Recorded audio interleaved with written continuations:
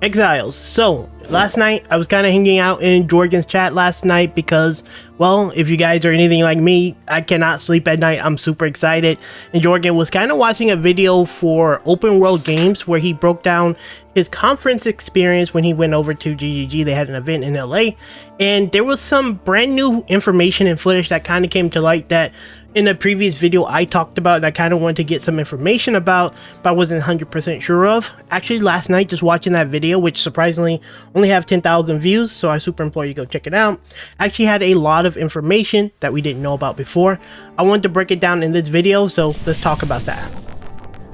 So first things first, there was some brand new nodes that came into play that I didn't actually realize existed.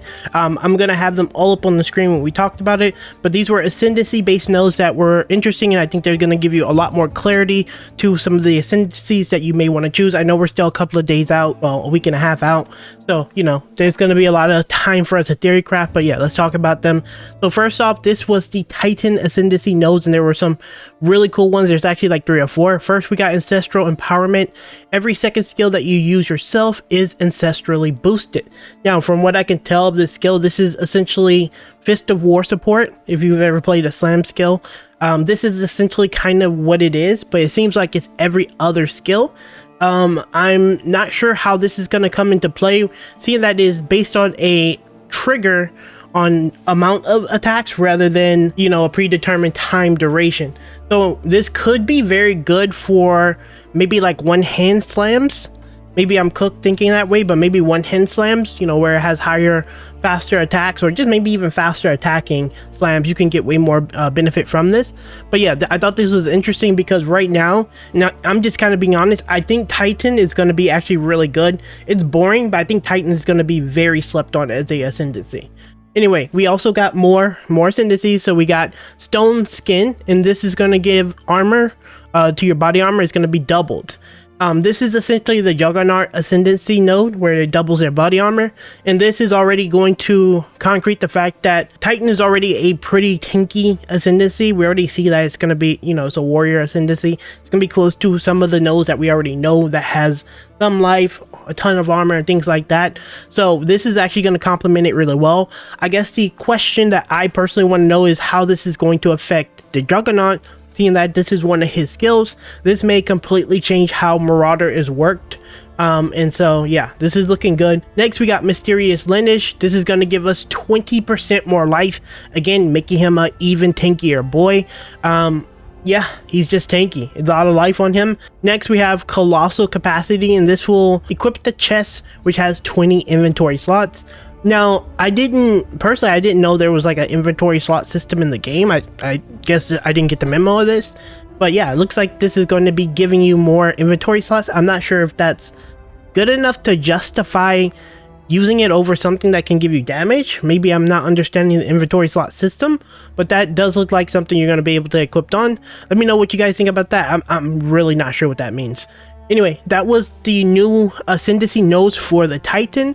All looking really good. It's making me want to play Titan even more and more. Titan is pretty damn insane. But yeah, Titans look good. So let's look at the next one, which is going to be the Witch Hunter's new passives as well. And here's the thing. I was kind of a toss-up between using Gemling Legionnaire and the Witch Hunter. And with these two things coming to light, I'm actually leaning very heavy towards Witch Hunter now. Anyway, there's going to be a new skill called No Mercy. You deal up to 30% more damage to enemies based on their missing concentration. Concentration is a new mechanic that has been added to the game, and essentially this is going to be some form of silence or like stop them from casting skills and stuff like that.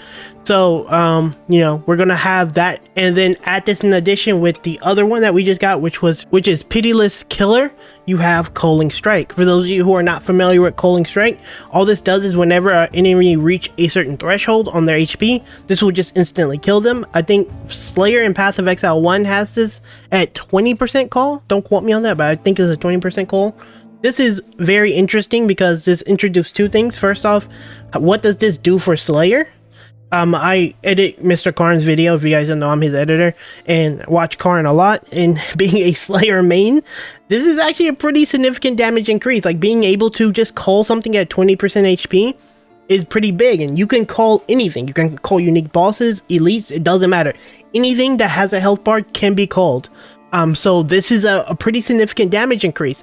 Now you have to take into account the Witch Hunter has the thing where it's like decimating strike. He has a chance to just chunk the enemy.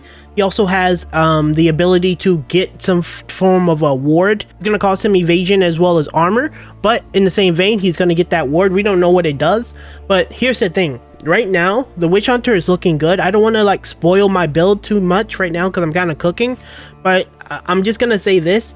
I think Energy Shield on him is going to be pretty damn good, and if you can make him a melee character, because I'm actually going to make Mercenary a melee character, specifically the Witch Hunter, a melee character. I'm thinking like an anti-mage style thing, if you know what, if you know Dota. And I think this is actually going to be pretty damn sick. I think this is really good. I think the Culling Strike, in addition to No Mercy, is the thing that's actually tilted me significantly towards the Witch Hunter over the Gimli Legionnaire, even more so now because the Gimli Legionnaire seems more tanky, and this guy seems like he's gonna just be a super strong melee jack. Now with that said, there is some more news about the Ascendancies that's super important. Ascendancy skills can be modified now. I didn't know this was a thing. I was wondering how we're gonna, you know, be able to scale those like dogs and things like that, because we saw Summon Infernal Hound within this preview where they were able to add skill nodes specifically, or skill supports to the Summon Infernal Hound skill. Now this introduced a very interesting question, because this is something that's really big to me. On the Chronomancer, they have the rewind skill. I forget what it's called, but you guys know what I'm talking about. They can reset their skills and just, you know, do whatever it is that they were casting.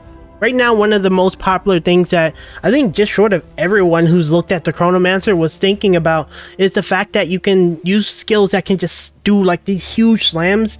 There's like a melee skill that drops a huge hammer down that does a ton of damage, and resetting something like that could be very devastating. Now initially my thoughts were, well, this depends on how good that cooldown is, and looking at this, being able to add skill gems to it, we can play with the cooldown and actually probably even make it reasonably low, that we can actually do those really big skills and have them on a reasonable cooldown. Finally, we have one more confirmation, and this was kind of important to me, and this has to do with crafting.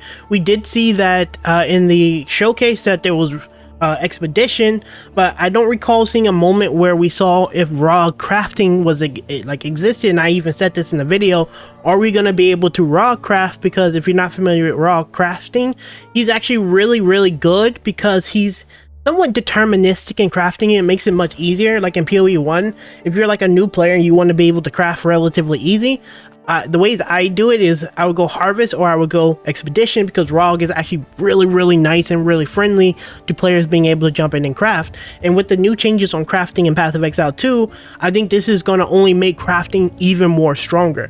I was thinking lean heavy into expedition so I can just craft some crazy bonker items. I guess the question with ROG is, and it still always will be the question, how good is ROG going to be in compared to something like Breach? Because for example, Breach is going to have those really strong breach rings that have like 168 HP on them.